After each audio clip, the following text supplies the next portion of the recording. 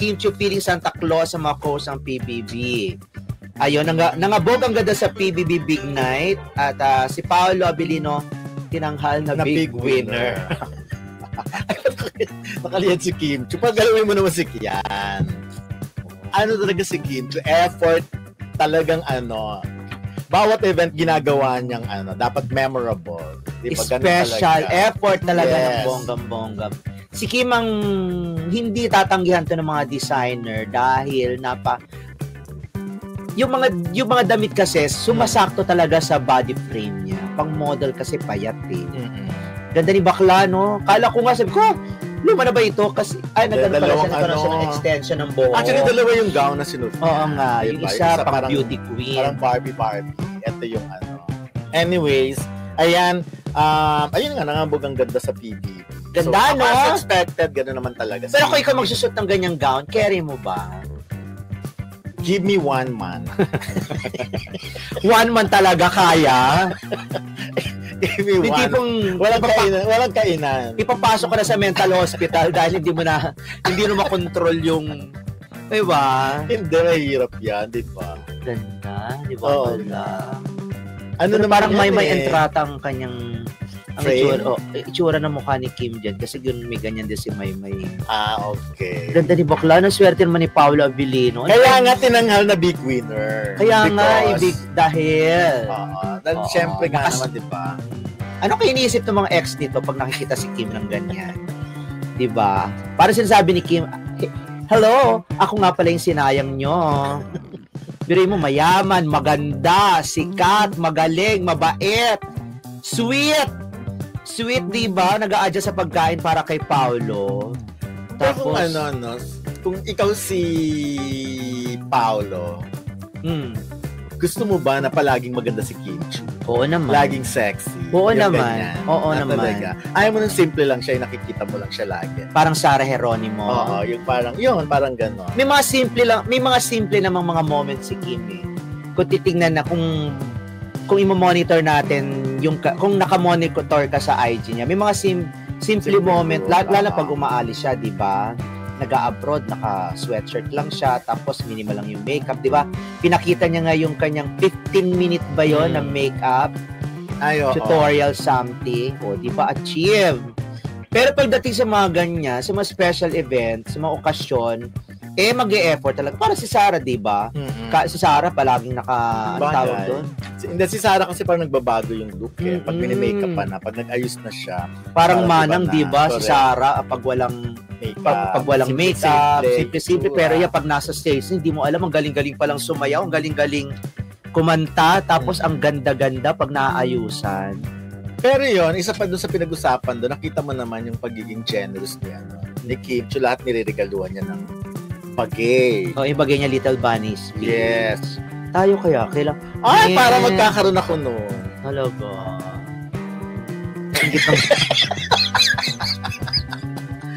Para magkakaroon ako. Hindi kasi feeling ko kulay black.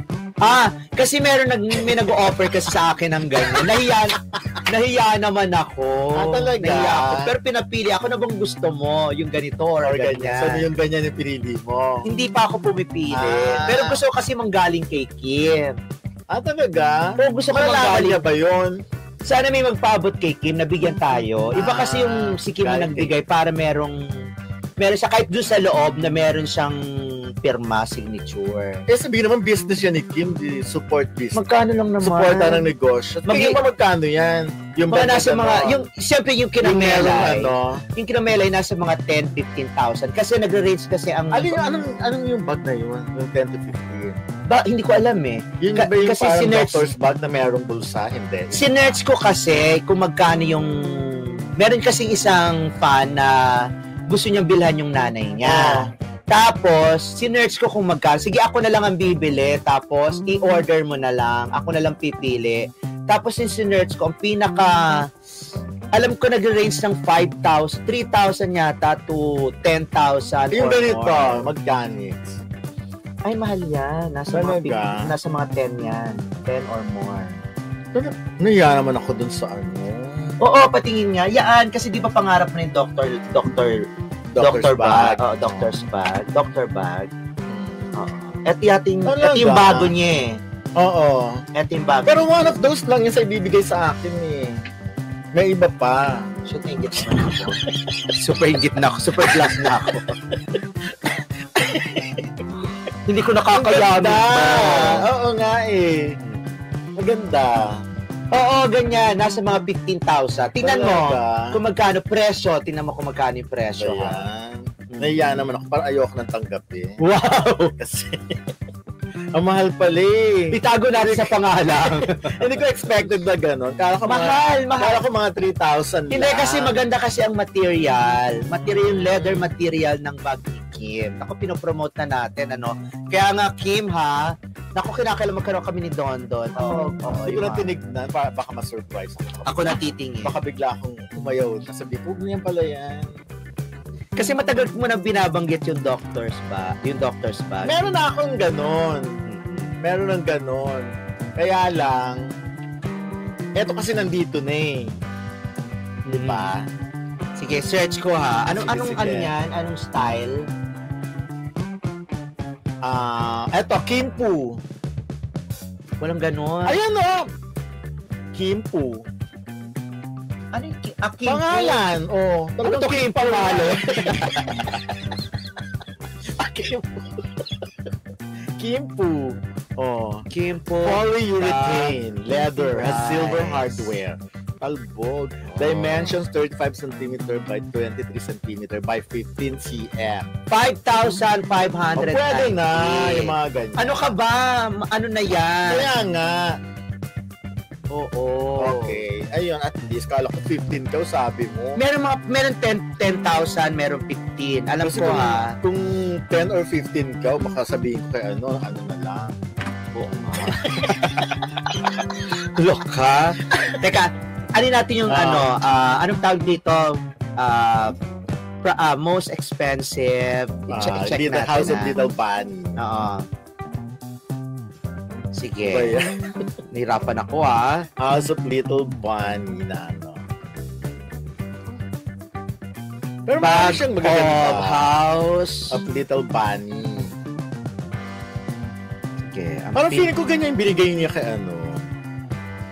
Kasi malaki eh. Malaki yung mga paper bag. Parang mahal naman pag gano'n. Yun lang siguro. Pero ako nakita ay 5,000. Yun na nga yun, ang pinaka-expensive. Di naman siya magbebenta ng super kasi alam naman ni Kim ang mga fans nga para mas maraming bumili. Oo nga. Although Kasi ngayon, may nakita ako dati na parang 10,000 or something. although feeling ko yan pa lang yun, paiba ng parami yung yung design. Syempre pamahal ng pamahal. Ako gusto ko ng ganito. Yung ganyan. Kaya lang maliit lang yan. Kaya nga, O kaya yung ganito. Yung ganyan. parang maliit din eh. May mga size Anyways, kasi. bibigyan lang naman ako eh. So, ano yun? Dapat ganito yung inano mo, kulay yellow para bongga. O, ayan, no? Hindi, na may green nga akong siya. Pero maganda siya. Magandang ano.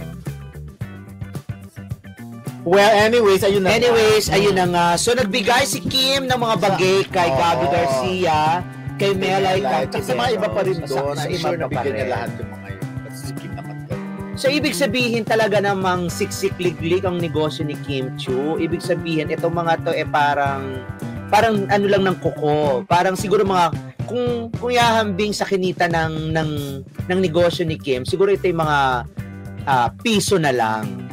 Talaga? Hindi ibig sabihin piso. Yung parang tipong, ano na yan parang pampagood luck na lang or something. Pero kasi hindi makaka-aray. Pero sa dami kasi, sa dami rin naman kasi bumibili. Oo. Hindi makakapingas ng kinita ng House of Little Bunny. Pero pang Dapat ganun na-realize ka rin. Parang mahal yan nga pala siya. Pero ano na lang. Muray-ray na yun Pwede ka para pa sa namang napakagandang. Oo. Kasi kung bibili ka naman ng mga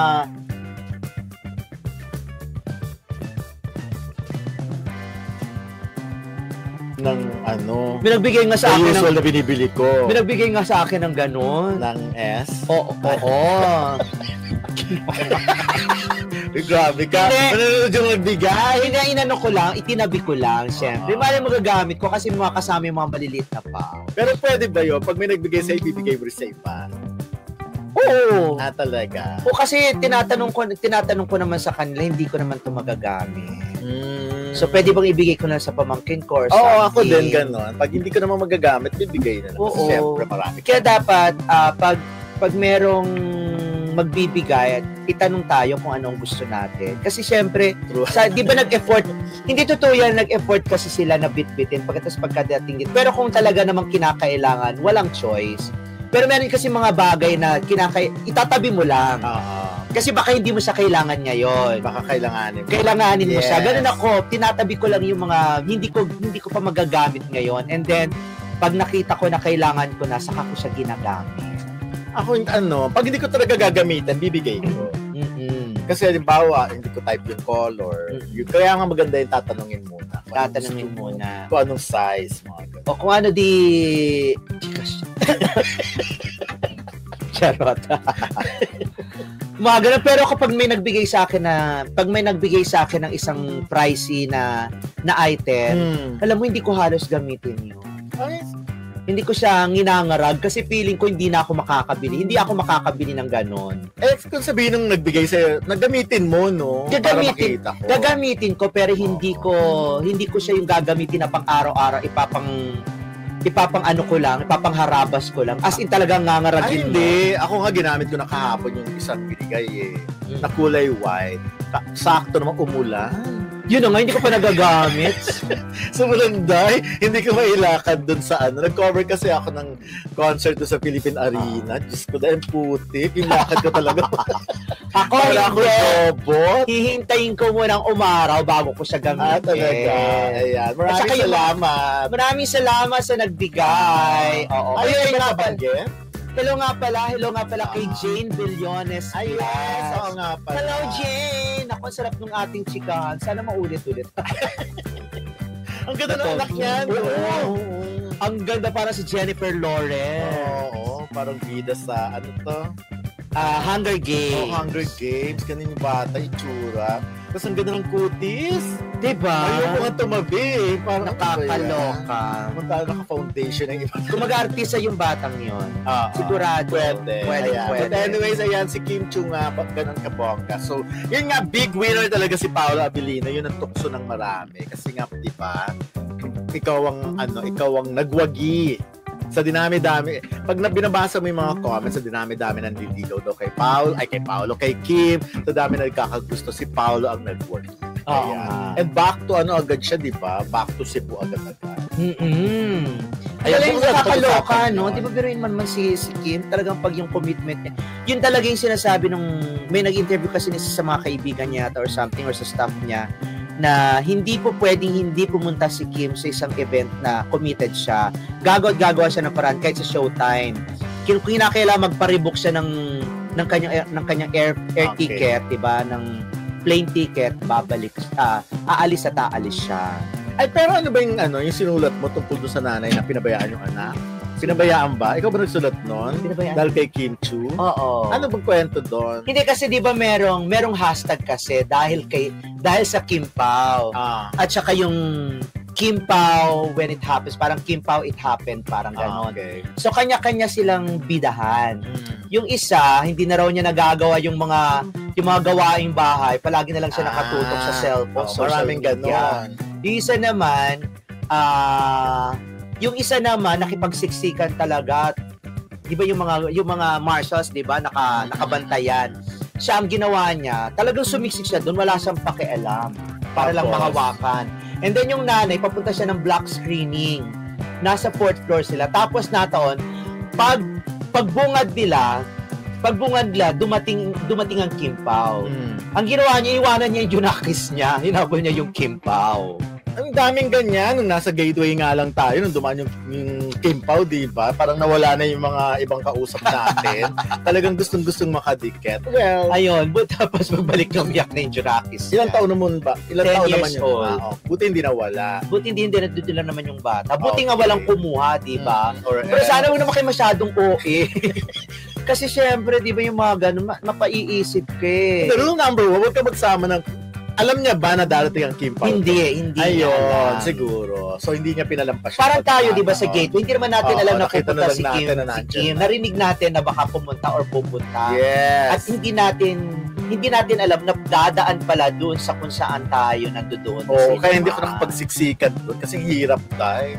Masiko ka ng baba, di ba? Oo. Okay. Muling pinahanga ni Kim Chiu ang netizens sa kanyang pagiging thoughtful at generous matapos mamigay ng mga bag mula sa kanyang sariling negosyo, ang House of Little Bunnies, sa mga co-host niya sa Pinoy Big Brother Celebrity Collab 2025. Isa sa mga masayang tumanggap ng regalo ay si Melay Cantiveros na makikitang tuwang-tuwa sa isang viral video habang kinukuha mula mismo kay Kim ang paper bag na may lamang regalo. Sa video, paulit-ulit pasasalamat ni Melay at pabirong sinabi na nail cutter na lang ang maibibigay niya pabalik dahil hindi siya nakahanda. Bukod kay Melay, nakatanggap rin ng bag si Gabby Garcia na makikita ring excited habang sinisilip ang disenyo ng kanyang bagong bag mula sa papel na support. Nag-viral ang naturang video at maraming netizens gaya ni @mahalo29376 ang humanga kay Kim. Anila, Kim Chiu generously gave House of Little Bunny PH bags to her fellow PBB co-hosts. Our ever thoughtful and generous Princess Achinita, you look absolutely stunning with your new haircut, Kimmy. So cute and fresh. Hindi ito ang unang pagkakataon na namigay si Kim ng mamahaling items. Sa isang okasyon, niregaluhan niya ng Prada bag ang kanyang makeup artist at stylist. Patunay ng kanyang pasasalamat sa mga taong patuloy na sumusuporta at nagtatrabaho kasama niya. Mukhang tunay na maligaya at malapit ang samahan nina Kim Chiu, Melay Cantiveros at Gabby Garcia. Ang mainit na pagbibigay ng mga House of Little Bunny bags ay hindi lang palaro para sa kanila, kundi tunay na personal na pagpapahalaga. Narito ang ilan sa masasabi ko sa balitang ito. 1. Personal touch and professional generosity. Hindi basta endorsement lang, ang pagbibigay ni Kim ng mga sarili niyang produkto sa kanyang mga co-host ay nagpapakita ng puso ng isang entrepreneur. Nakikita si Kim hindi lang bilang boss o star, kundi bilang isang kaibigan na may malasakit, lalo na sa mga kasama niya sa trabaho. 2. Nakakapagpakilig sa mga nanonood. Siyempre, nakakaya kang saya. Makikita mo ang instant na tuwa ni Melay nang matanggap niya ang bag. Pati nail cutter joke niya na nakakatawa. Sarap lang panoorin ang ganitong chemistry. At pati si Gabby, saan man, napasorpresa pa rin habang tititigan ang bag. 3. Smart promotion para sa sariling brand. Ang House of Little Bunny ay hindi bago. Nag-launch na ito ni Kim ni bandang 2022 at kalaunan ay nagkaroon na ng walk-in flagship store. Naging isang paraan ng pagre-regalo para ipakita ang bag sa target market, ang mga kasama niya sa show. Smart, epektibo at emotional pa. 4. Tumitibay ang samahan sa likod ng kamera. Yung mga simpleng gesture na ito, sa totoo lang, nagpapatibay ng working relationship. Ang pagiging generous ni Kim minsan ay nakikita rin sa malalaki. Hindi lang mga bag, kundi luxury items tulad ng Prada sa kanyang team. Ibig sabihin, may tunay na halaga ang relasyon nila, lalo na sa mga taong sumusuporta sa kanya araw-araw. Bakit ito nag-viral? Bagong product plus kilalang personalidad. Instant interest. 2. Genuine reaction ni Melay at Gabby, hindi scripted, real. 3. Good vibes matalik sa show, nakakagaan kiligin tingnan. Personal at genuine ang approach ni Kim. Regalo galing puso. Epektibo para sa marketing ng sariling brand. Nakakabuyod ng camaraderie sa set. Nakakagaan ng loob ng mga fans, feel-good content.